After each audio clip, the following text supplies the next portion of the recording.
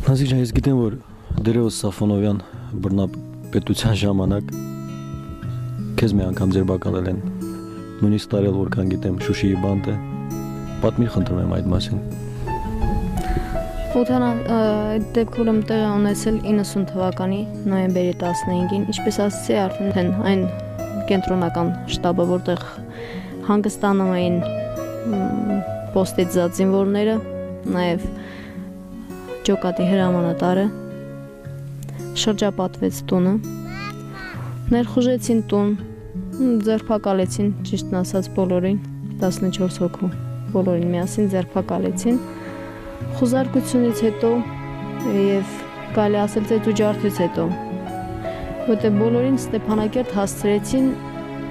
վերջին աշճանի ծեծված վիճակում, կոտրվածքներով։ Քեզ էլ։ Ես էլ ունեի, ճիշտն ասած, ձախ ձեռի ուսահոդի դուրս ընկած էր եւ ներքին կոտրվածքով։ Հասցրեցին Ստեփանակերտ եւ այնտեղից արդեն սկսեցին բաշխել։ 2 օր մնացել եմ Ստեփանակերտում, խաբեությամբ տեղափոխեցին Շուշի, ներկայացնելով, որ ճիշտն ասած մի քիչ լավ վիճակում չէի գտնվում առողջականը, որովհետև 2 օր օգնություն բոլորին չեմ ստացել, բժշկական օգնություն։ Ավելի շուտ դա կախված է նրանից, որ մեր ծեծած ջարդած ընկերներին անմիջապես նրանց նույնիսկ հույս չեն ունեցել թե կապրեն։ Որպես կենթանի դիակ, կարելի է այդպես ասել կոպիտ ձևով, տեղափոխել էին հիվանդանոց, որպեսզի իրանց մոտ չմահանան,